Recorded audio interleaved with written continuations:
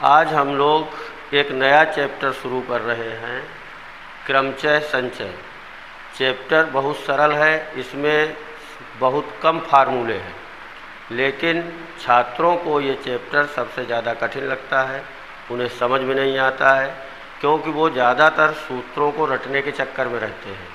तो हमें सूत्र नहीं रटने हैं, हमें इस चैप्टर के कॉन्सेप्ट को समझना है।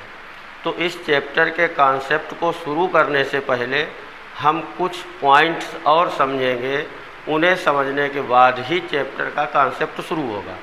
तो सबसे पहला पॉइंट है इसमें क्रम गुणित। क्रम गुणित, इसे फैक्टोरियल पढ़ा जाता है, फैक्टोरियल। इस फैक्टोरियल का मतलब क्या है? जैसे हमने लिखा फैक्टोरियल 4, तो हम इसे घटते क्रम में 1 तक ले जाएंगे। 4 गुणा 3 गुणा 2 गुणा 1, तो ये हो गया फैक्टोरियल 4। इस फैक्टोरियल को लिखने के भी 2 मेथड हैं।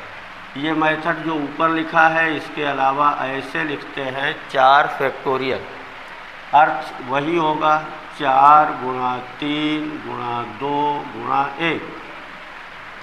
कहने का मतलब फैक्टोरियल में जो संख्या लिखी है उसे क्रम से घटाते हुए 1 तक ले जा कर के गुणा करना है, तभी इसका नाम है क्रम गुणित। अब दूसरी तरह से इसे समझें कि जैसे हमने लिखा फैक्टोरियल 5, तो क्या मतलब होगा? 5 गुणा 4 गुणा 3 गुणा 2 गुणा 1। अब अगर हम इसमें देखें तो 4 से अगर हम नंबर को देखते हैं तो ये फैक्टोरियल 4 में लिखे हुए हैं। तो अगर हम इस 5 को यहीं छोड़ दें तो हम इन नंबरों से क्या लिख सकते हैं? 5 फैक्टोरियल 4, मतलब ये फैक्टोरियल 5 है। फैक्टोरियल 5 को ऐसे भी लिखा जा सकता है कि 5 को फैक्टोरियल के बाहर लिख दें, तो फैक्टोरियल के अंदर 1 नंबर कम हो जाएगा, फैक्टोरियल 4 हो जाएगा। अब अगर हम देखें ये 5 और 4 इन्हें बाहर कर दिया जाए तो क्या बचेगा? यहाँ से 3 2 1। तो हम इसे ऐसे भी लिख सकते हैं 5 गुणा 4 गुणा फैक्टोरियल 3। तो ये फैक्टोरियल 5 के ही बराबर है। तो ये फैक्टोरियल की क्रिया होती है कि हम घटते क्रम में 1 तक जाएं। अगर फैक्टोरियल में कोई नंबर दिया है, उस नंबर को फैक्टोरियल के बाहर लिखेंगे तो फैक्टोरियल के अंदर 1 कम हो जाएगा। तो इसका अगर हम व्यापक रूप लिखेंगे तो क्या लिखेंगे? फैक्टोरियल n, इसका मान होगा n-1, 1 कम करना है, n-2 डॉट डॉट, और कहाँ तक जाना है? 3 × 2 × 1। फैक्टोरियल n का मतलब हो गया कि 1 से लेकर के n तक की संख्याओं का गुणा करना है। तो n-1 n-2 और घटते घटते 1 तक। अब फैक्टोरियल n को हम ऐसे भी लिख सकते हैं, इससे n बाहर लिया तो फैक्टोरियल में आ गया n-1। अब अगर हम इसमें से n-1 को बाहर निकाल दें तो क्या आएगा? n-1 factorial n-2। तो ये फैक्टोरियल की क्रिया है, इसे क्रम गुणित कहते हैं। इसके बारे में आपको पूरी जानकारी होनी चाहिए कि क्रम गुणित क्या होता है, हम उसे कैसे हल करते हैं। इसमें चैप्टर में सबसे ज़्यादा फैक्टोरियल का प्रयोग किया जाएगा। तो फैक्टोरियल हमारे हिसाब से आप लोग समझ गए होंगे। फैक्टोरियल का मतलब क्या है कि फैक्टोरियल में जो नंबर लिखा है उसे घटाते हुए कहाँ तक ले जाना है? 1 तक। और अगर फैक्टोरियल के नंबर को हम बाहर निकाल दें फैक्टोरियल से तो उसके अंदर क्या आएगा? उससे 1 नंबर कम आएगा। तो ये फैक्टोरियल हो गया। इसके बाद हम लोग समझेंगे दूसरा कॉन्सेप्ट, गणना के मूलभूत सिद्धांत। ये मूलभूत सिद्धांत क्या है? ये 2 सिद्धांत हैं। पहला है गुणन का सिद्धांत। अब हम लोग गुणा कहाँ करते हैं, गुणन का सिद्धांत क्या है, इस बात को हमें यहाँ पर समझना है। एक छोटे से उदाहरण से हम लोग समझते हैं कि जैसे ये कोई पॉइंट A है, दूसरा पॉइंट B है, तीसरा पॉइंट C है। मतलब ये कोई एक स्थान है, दूसरा ये स्थान है, तीसरा ये स्थान है। हमारे पास ए से बी तक जाने के लिए 3 रास्ते हैं, पहला, दूसरा और तीसरा। बी से सी तक जाने के लिए मान लीजिए हमारे पास 2 रास्ते हैं, एक ए है, दूसरा बी है। अब हमें ए से बी तक जाना है और बी से सी तक जाना है, तो हम कितने प्रकार से ए से सी तक पहुंच सकते हैं? इस क्रिया से ही हम समझेंगे कि गुणन का सिद्धांत क्या होता है। जैसे मान लीजिए हम ए से बी तक पहले रास्ते से गए, तो अब बी से सी तक जाने के लिए हमारे पास 2 विकल्प होंगे। हम ए से भी जा सकते हैं, हम बी से भी जा सकते हैं। तो पहले रास्ते से जब हम ए से बी पर पहुँचे तो हमारे पास कुल प्रकार कितने हुए? 2। कौन कौन से? हम फर्स्ट ए से जा सकते हैं, फर्स्ट बी से जा सकते हैं। अब अगर हमने दूसरा रास्ता सिलेक्ट किया तो हम दूसरे रास्ते से ए से बी तक पहुँचे, फिर बी से सी तक जाने के लिए हमारे पास 2 तरीके होंगे, 2A 2B। अब अगर हमने तीसरा रास्ता सिलेक्ट किया तो तीसरे से भी 2 विकल्प मिलेंगे, 3A 3B। अब ये अगर कुल प्रकार हम इनके काउंट करेंगे तो 2 2 4 2 6, कुल प्रकार कितने हो गए? 2 + 2 + 2 = 6। तो अब अगर रास्ते बहुत अधिक हैं तो हम इस तरीके से अगर बनाएंगे तो ये प्रक्रिया करने में हमें ज़्यादा समय लगेगा। तो यहाँ हम क्या समझ सकते हैं कि ए से बी तक जाने के 3 रास्ते, बी से सी तक जाने के 2 रास्ते, हम इनका गुणा कर देंगे, कुल हमारे पास विकल्प होंगे 6। हम 6 प्रकार से ए से सी तक जा सकते हैं। हमें करना क्या है? ए से बी तक जाना है और बी से सी तक जाना है। तो इस गुणन के सिद्धांत में इस और शब्द का सबसे ज़्यादा महत्व है।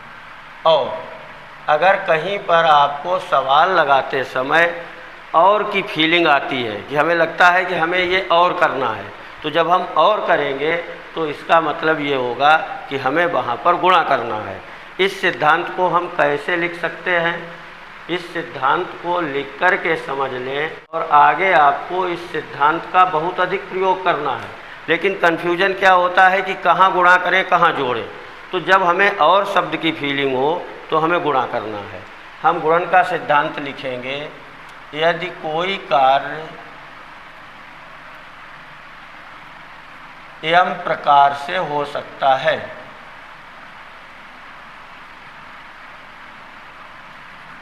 तथा दूसरा कार्य एन प्रकार से हो सकता है,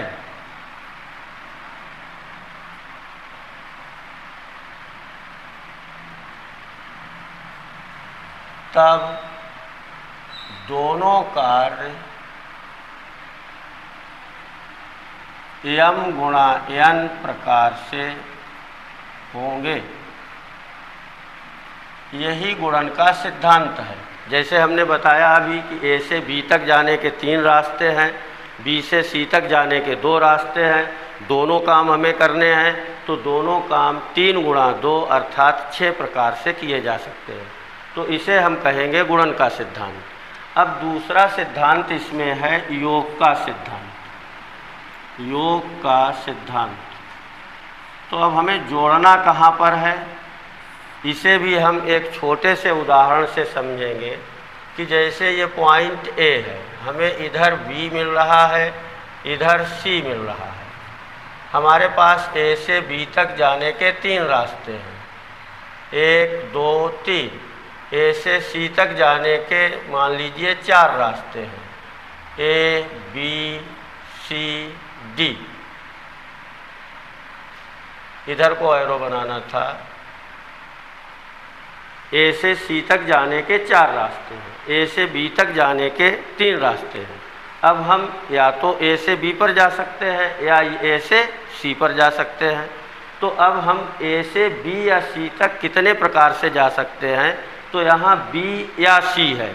जब या शब्द आता है तो ये या हमें ध्यान रखना है, प्रश्न लगाते समय हमें ये फीलिंग आती है कि हमारे प्रश्न में हमें या तो ये कार्य करना है या दूसरा कार्य करना है, दोनों में से कोई एक कार्य करना है, तब इसके कुल प्रकार कितने होंगे? ये 4 हैं, ये 3 हैं, तो कुल प्रकार बनेंगे 7। तो अगर प्रश्न में कहीं पर या की फीलिंग आती है, मतलब ए से या तो बी पे जाना है, ए से या तो सी पे जाना है, तब हम जोड़ने की क्रिया करते हैं, कुल प्रकारों को जोड़ देते हैं। तो योग का सिद्धांत किस तरीके से लिखते हैं कि यदि कोई एक कार्य यम प्रकार से होता है, यदि कोई एक कार्य यम प्रकार से होता है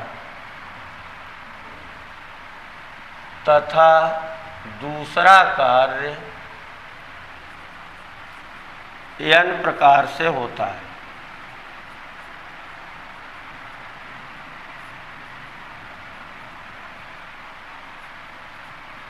एवं दोनों कार्य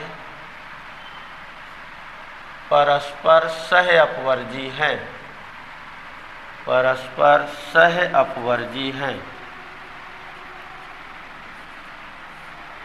तब दोनों एम प्लस एन प्रकार से होंगे। परस्पर सह अपवर्जी का मतलब है कि दोनों में से एक होना है, या तो पहला होना है या दूसरा होना है। तो जब या शब्द आएगा तो उनके कुल प्रकार कितने हो जाएंगे? M plus n. तो हमें प्रश्न में केवल ये पता करना है कि हमें दोनों कार्य करने हैं, तो हम उनका गुणा करेंगे। और आ रहा है पहला कार्य किया, फिर दूसरा कार्य और तीसरा कार्य, तो हम गुणा करेंगे। अब अगर प्रश्न में ये आती है स्थिति कि हम पहला कार्य करें या दूसरा कार्य करें, तब हम उनके प्रकारों को जोड़ देते हैं। तो ये दो सिद्धांत हैं, गुणन का सिद्धांत और योग का सिद्धांत। तो आपको क्रम गुणित आना चाहिए, आपको गुणन का सिद्धांत समझ में आना चाहिए, आपको योग का सिद्धांत समझ में आना चाहिए। ये चीज़ें अगर आपने समझ ली तो फिर चैप्टर को समझने में कहीं पर कोई कठिनाई नहीं आने वाली। तो अब हम अपने पॉइंट पर आते हैं। हमारा टॉपिक है क्रमचय संचय। तो अब क्रमचय क्या होता है? यहाँ क्रमचय को अब हम समझेंगे। क्रमचय परम्यूटेशंस, परम्यूटेशंस। तो क्रमचय ये क्या होता है? हम इसे कह सकते हैं कि क्रम युक्त चयन को हम क्रमचय कहते हैं। क्रम युक्त चयन को क्रमचय कहते हैं। मतलब हमें चयन तो करना है, लेकिन उसमें क्रम निर्धारित करना है, उसे एक निश्चित क्रम में लिखना है। तो इसे हम अरेंजमेंट भी कह सकते हैं। इसको हम ऐसे भी डिफाइन कर सकते हैं, arrangement of some object in a definite order is called permutations. तो क्रमचय, अब क्रमचय को किस तरीके से हम लोग समझेंगे कि जैसे मान लीजिए हमारे पास 3 अंक हैं, कोई 1 2 3, आपको 3 अंक दिए गए 1 2 3। आपसे कहा गया कि इनके भिन्न भिन्न क्रम बना करके हम कितने नंबर प्राप्त कर सकते हैं। तो आप लोगों को लगेगा कि ये तो बहुत आसान है, हम कैसे कह सकते हैं? मान लीजिए हमने लिखा 1 2 3, अब हम 1 से ही शुरू कर रहे हैं, तो हम इसका क्रम बदल सकते हैं, 3 2 कर सकते हैं। तो ये 2 नंबर मिल गए हमें। अब मान लीजिए हमने 2 से शुरू किया, तो 2 3 1, इनका क्रम बदल दें तो 2 1 3। अब इसके बाद हम 3 से शुरू कर सकते हैं, 3 1 2 3 2 1। देखिए कुल कितने नंबर मिले हमें? 1 2 3 4 5 6, 6 अंक हमें नए मिल गए हैं। कहने का अर्थ ये 123 है, ये 132 है, जो भी नंबर है वो डिफरेंट है, अलग अलग है, उसका मान अलग है। तो हम 3 नंबरों के कुल कितने क्रमचय बना सकते हैं? यहाँ पर हम 3 नंबरों के 6 क्रमचय बना सकते हैं। लेकिन अगर हमें ये दे दिया जाता 1 2 3 4, तो ये समस्या थोड़ी सी जटिल हो जाती कि यहाँ 3 नंबर थे, हमने इस तरीके से बना लिया। अब 4 नंबर हैं तो 4 नंबरों के कितने क्रमचय बनेंगे। तो यहाँ पर अगर हम चाहें तो अपने इसी तरीके से एक आसान प्रक्रिया निकाल सकते हैं कि हम 3 नंबरों के क्रमचय बना चुके, 1 2 3 1 3 2 2 3 1 2 1 3 3 1 2 3 2 1। अब अगर हमें चौथा नंबर दे दिया गया तो हम यहाँ 4 सब में पहले लिख दें। तो 4 स्टार्टिंग में लिखने पर हमें कितने क्रमचय मिल गए, 6। लेकिन अब यही 6 तो नहीं होंगे। अभी हमने जैसे 1 से शुरू किया, फिर 2 से शुरू किया, फिर 3 से शुरू किया, अब ये मान लीजिए 4 से शुरू है। तो अब ये 4 के बाद में ये 1 से शुरू कर सकते हैं। अगर हम 1 से सभी नंबर शुरू करेंगे तो हमें फिर 6 नंबर मिल जाएंगे। जैसे हमने लिख दिया 1 4 2 3 1 4 3 2, यहाँ हमने लिख दिया 1 4 2 3 1 1 4 2 3 1, यहाँ हमने लिख दिया 1 4 2 1 3, हमने लिख दिया 1 4 3 1 2, हमने लिख दिया 1 4 3 2 1। देखिए ये 6 नंबर हमें फिर नए मिल गए। तो अब 1 से शुरू करने पर 6 नंबर फिर मिल जाते हैं। पहले 4 से शुरू, अब 1 से शुरू, अब फिर हम 2 से शुरू कर सकते हैं तो फिर हमें 6 मिलेंगे। हम 3 से शुरू कर सकते हैं तो फिर हमें 6 मिलेंगे। तो 4 से शुरू करेंगे तो 6 नंबर, 1 से शुरू करेंगे तो 6 नंबर, 2 से शुरू करेंगे तो 6 नंबर, 3 से शुरू करेंगे तो 6 नंबर। कुल कितने नंबर होंगे, 6 + 6 + 6 + 6 24। अब ये 24 नंबर हो गए। तो अब 24 नंबर को यहाँ पर लिखना सभी को थोड़ा सा मुश्किल काम होगा। अब 24 के बजाय अगर यहाँ पर जैसे 1 2 3 4 दिए, यहाँ एक और डिजिट बढ़ा दिए, तो अब कितने नंबर हमें मिलेंगे, इनके कुल कितने अरेंजमेंट होंगे, यही सीखने के लिए हम क्रमचय सीखेंगे। तो क्रमचय सीखने में सबसे बड़ी चीज़ ये है कि हमें नंबरों का क्रम निर्धारित करना है और उस क्रम को हम बहुत आसानी से समझ सकते हैं कि हम किस तरीके से उनका क्रम निर्धारित करें। जैसे हमारे पास 10 छात्र हैं और हमारे पास 4 कुर्सियां हैं, ये मान लीजिए 4 कुर्सियां हैं। अब हमें इन 10 छात्रों में से कोई 4 छात्र यहाँ पर बैठाने हैं। तो बैठाने के हमारे पास कुल कितने प्रकार होंगे, हम कैसे पता करेंगे। ये 10 हैं, इस पहली कुर्सी के लिए इन 10 में से किसी एक छात्र को बुलाया जा सकता है। तो इस कुर्सी पर बैठाने के प्रकार होंगे 10। अब देखिए इसके बाद फिर हमें दूसरा काम करना है, तो और करना है, मतलब पहली कुर्सी भरनी है और दूसरी भरनी है। तो और का मतलब गुणन का सिद्धांत लगेगा। तो दूसरी कुर्सी पर बैठाने के कितने विकल्प होंगे, 9, क्योंकि एक छात्र को तो यहाँ बिठाया जा चुका, बचे कितने, 9। 9 में से कोई एक छात्र आएगा। फिर अब हमने इस कुर्सी को भर लिया तो अब हमारे पास 8 छात्र बचे। तो अब तीसरी कुर्सी को हम 8 प्रकार से भर सकते हैं। अब चौथी कुर्सी को भरने के कुल कितने प्रकार बचेंगे, तो वो होंगे 7। तो इस तरीके से हम सभी क्रम अलग अलग ना बना करके हम इस तरीके से सारे तरीके ज्ञात कर सकते हैं कि इन कुर्सियों को कैसे कैसे भरा जा सकता है। इस फार्मूले का ही व्यापक रूप जो है वो हम समझेंगे। उसका व्यापक रूप क्या होगा कि जैसे हमारे पास n वस्तुएं हैं, तो यहाँ हम लिखेंगे n भिन्न प्रकार की वस्तुओं में से r वस्तुओं के कुल क्रमचय कैसे ज्ञात किए जाए। देखो अभी हमारे पास 10 छात्र थे, 10 छात्रों में से हमने कितने छात्र सिलेक्ट किए थे, 4। 1 2 3 4। अब इस कुर्सी को भरने के 10, इस कुर्सी को भरने के 8 नहीं 9, इस कुर्सी को भरने के 8, इस कुर्सी को भरने के 7 प्रकार थे। तो हमने क्या किया था, 10 छात्रों में से पहली कुर्सी को भरने के विकल्प कितने मिले हमें, 10। तो यहाँ हमारे पास n वस्तुएं हैं, n वस्तुओं में से r वस्तुओं के क्रमचय हम किस तरीके से बनाएंगे। मान लीजिए हमारे पास r स्थान है, डॉट डॉट करके ये r स्थान है। तो r स्थान है। अब इन r स्थानों को हमें इसी तरीके से भरना है।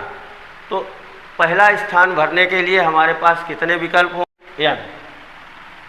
अब n में से एक छात्र या एक वस्तु हम यहाँ रख चुके हैं, तो अब कितनी बची? n-1। तो दूसरे के लिए क्या विकल्प होगा? n-2। तीसरे के लिए n-2। चौथे के लिए n-3। तो पहला विकल्प क्या आएगा कि हम n प्रकार से पहले स्थान को भर सकते हैं। दूसरे स्थान को भरने के तरीके हमारे पास कितने होंगे? n-1। तीसरे को भरने के तरीके n-2। चौथे को भरने के तरीके n-3। ऐसे ये rवां स्थान है। कौन सा स्थान है? rवां स्थान। अब इसे भरने के कुल तरीके कितने होंगे? पहले को देखिए n, दूसरे में n-1, तीसरे में n-2, चौथे में n-3। इसका मतलब क्या है कि जैसे हम दूसरे को लिख सकते हैं स्थान को n-2 + 1, क्योंकि दूसरा स्थान है। तीसरे स्थान को लिख सकते हैं n-3 + 1। ऐसे चौथे स्थान को लिख सकते हैं n-4 + 1। तो अगर हम rवां स्थान भरना चाहेंगे तो उसके लिए हम क्या लिखेंगे? n-r + 1। इसे हम यहाँ से भी समझ सकते हैं कि 10 छात्र थे, हमें कितने छात्र लेने थे? 4। तो 4 छात्र लेने थे, तो 10 में से अगर हम 4 को घटाएंगे तो कितना बचेगा? 6। लेकिन यहाँ कितना है? 7। तो 10 में से 4 घटाएं, 1 प्लस कर दें। यहाँ हमें कितनी वस्तुएं लेनी है? r वस्तुएं। तो हम n में से r को घटाएं, 1 प्लस कर दें। तो हम उस तरीके से भी समझ सकते हैं। या पहला स्टेप हमारा n है, दूसरा n-1 है, तो दूसरे स्टेप को हम लिख सकते हैं n-2 + 1। 2 क्यों लाए? क्योंकि दूसरा स्थान है। तीसरे को लिख सकते हैं n-3 + 1। चौथे को लिख सकते हैं n-4 + 1। तो rवें को लिख सकते हैं n-r + 1। तो इस तरीके से n वस्तुओं में से r वस्तुएं लेकर के कितने क्रमचय बनाए जा सकते हैं? ये होंगे n, n-1, n-2, n-3 और n-r + 1। अब इस फार्मूले को अगर हम ऐसे लिखते हैं तो थोड़ी जटिलता मालूम पड़ती है। हम इसे क्या करें? हम लिखें n, n-1, n-2, n-3 ... n-r + 1। अब इसका अगला घटता हुआ क्रम क्या आएगा? जैसे n से 1 कम हुआ n-1, 1 कम हुआ n-2, 1 कम हुआ n-3। यहाँ से 1 कम करेंगे तो मिलेगा हमें n-r। अगला कम करेंगे n-r - 1। ऐसे घटाते घटाते हम 3, 2, 1 1 तक पहुँच सकते हैं। अब देखिए ऊपर जो लिखा गया वो यहीं तक था, n-r + 1 तक।